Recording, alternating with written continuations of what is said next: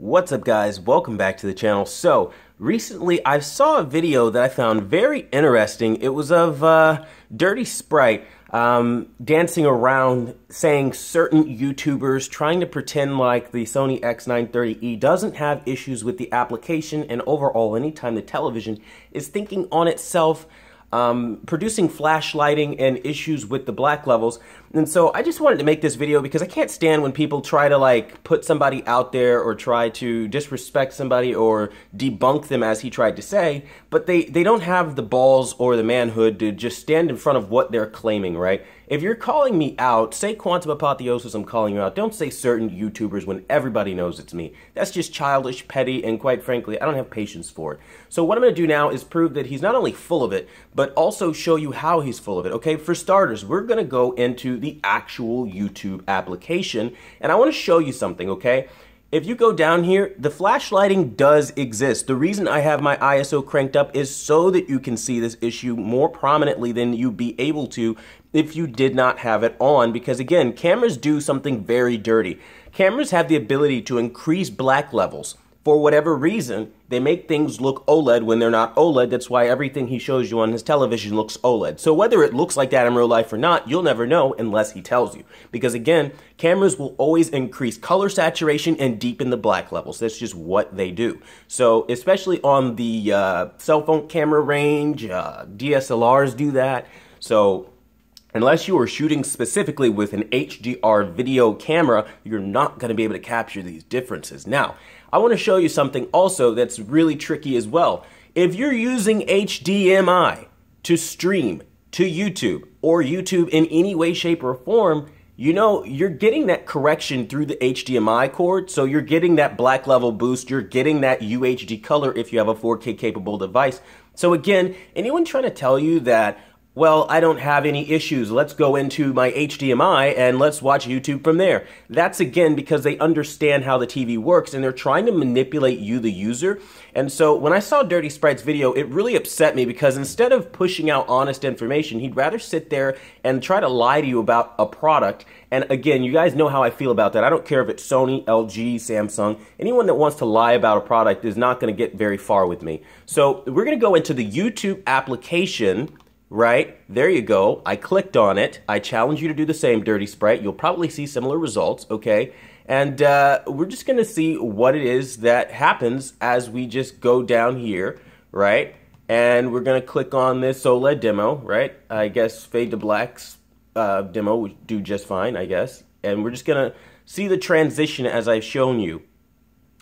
And now I'm going to try to hone in on the black levels.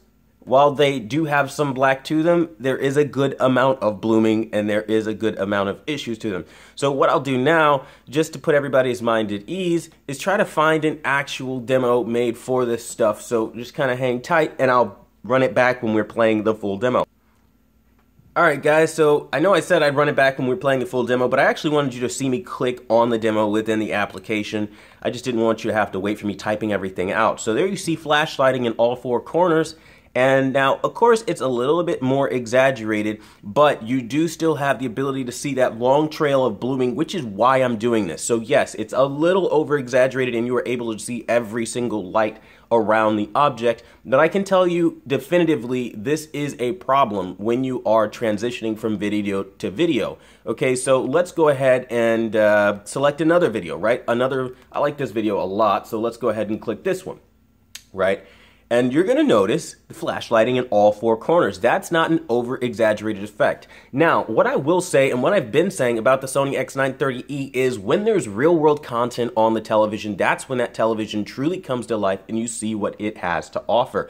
It does present an excellent amount of contrast, brightness, black levels, and it does surpass the Sony X900E in a lot of aspects. However, that doesn't mean that it beats the Sony X900E, and I've got a review coming to detail and explain exactly in what ways it will not beat the Sony X900E and why you're better off overall with the Sony X900E. Sounds crazy, right? So you're going to have to stay tuned for that. But what I'm going to do now, since I've already shown this aspect of YouTube, right? I've shown that, yes, it does, when you transition from video to video, have flash lighting. Let me show you what it looks like when you use an app through the HDMI.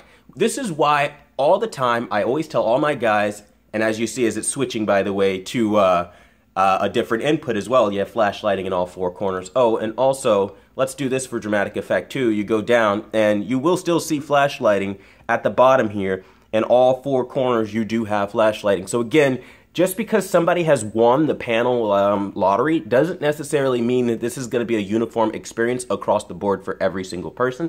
Keep in mind, I run a channel here with over 11,000 people and a Facebook page with over 300 plus people, and I get a good amount of messages and emails with pictures, and people have the same exact issue, which is why I'm talking about it. So anyone trying to justify their purchase is just unacceptable. So let's go into the same demo, and you'll see now the flashlighting goes away. There's no flashlighting, there's no transition. So why is that, Quantum?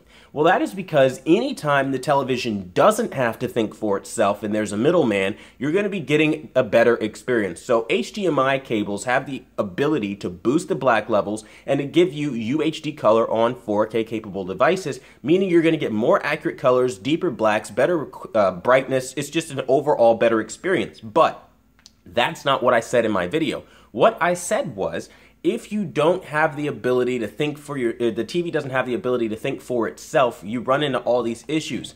For example, I'll go and do a transition, and you'll notice it's completely pitch black because the TV isn't shutting off the local dimming process because it's not thinking for itself. It's going through an input. So if you're not running this television through an input, you're going to have an inconsistent experience. And this happens when you turn the TV on and when you turn the TV off.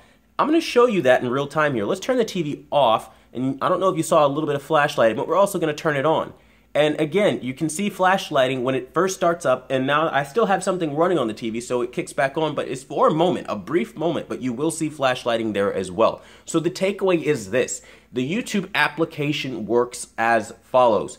You cannot use it through the television itself. If you use YouTube through this television, you will run into flashlighting, clouding, the local dimming algorithm being turned off, and that's unfortunate because a lot of people are buying these smart TVs to use them as smart TVs. Unfortunately, Sony is still struggling leagues behind Samsung in this regard, and that you don't even have HDR YouTube. So at the end of the day, this is a terrible TV to have for YouTube. Now, if you like YouTube and you want HDR, represent it perfectly, you probably want to go grab yourself something like a Samsung QLED or something like that because it's going to give you a better representation. Hell, even my KS8000 in my living room does a better job than this TV that's easily, you know, several $100s more than what it is worth now. So that is the case. That is what's going on, guys. And I just wanted to bring you that information live and pretty much unfiltered, right? No justifying purchases, no nonsense, and no dancing around certain YouTubers. This video is made in direct response to Dirty Sprite cowering away, not saying my name directly, and trying to slander me at the same time as though I'm trying to fabricate results here when all I'm doing is trying to give you guys the honest information. So I figured, what the hell, let's give you what you need, let's put him in his place, and let's do what we have to do. That being said, my name's Quantum Apotheosis. I bring you the apotheosis of information. Thanks for watching, and until next time, I'll see you later.